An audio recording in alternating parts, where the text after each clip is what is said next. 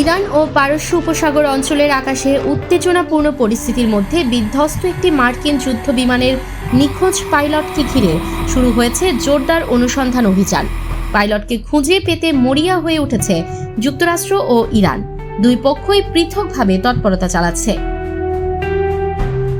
মার্কিন সংবাদ মাধ্যমের বরাতে জানা গেছে, দক্ষিণ ইরানে একটি মার্কিন F-15 যুদ্ধবিমান বিধ্বস্ত হওয়ার পর থেকেই নিখোঁজ ওই ক্রু সদস্যের সন্ধানে ব্যাপক অনুসন্ধান ও উদ্ধার অভিযান পরিচালনা করছে মার্কিন বাহিনী। তবে তার বর্তমান অবস্থা এখনও নিশ্চিত হওয়া যায়নি। একই ঘটনায় বিমানের অন্য এক ক্রু সদস্যকে জীবিত উদ্ধার করা হয়েছে। অনুসন্ধান অভিযানের সময় মার্কিন উদ্ধারকারী দল গুলি বর্ষণের মুখে পড়েছে বলেও প্রতিবেদনে উল্লেখ করা হয়েছে, যা পরিস্থিতিকে আরও জটিল করে তুলছে।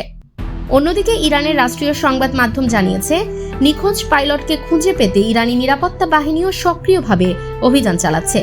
এমনকি তাকে জীবিত আটক করতে পারলে পুরস্কার দেওয়ার ঘোষণাও দিয়েছে দেশটির রাষ্ট্রীয় টেলিভিশন।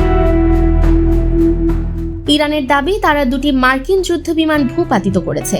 এর মধ্যে একটি দক্ষিণ পশ্চিমাঞ্চলে উড্ডয়নরত F-15 এবং অন্যটি ছিল প্রথম বিমানের ক্রুদের উদ্ধারে পাঠানো একটি A-10 যুদ্ধবিমান। মার্কিন সূত্রে আরও জানা যায়, হরমুজ প্রণালীর কাছে উদ্ধার অভিযানের সময় A-10 যুদ্ধবিমানটি লক্ষ্য করে গুলি চালানো হলে পাইলট জরুরি ভিত্তিতে ইজেক্ট করতে সক্ষম হন। পরে তাকে নিরাপদে উদ্ধার করা হয়েছে।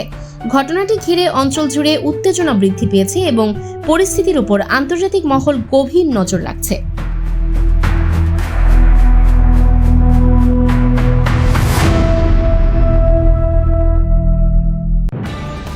নিউজ টেক্স দৈনিক অন্যধারা।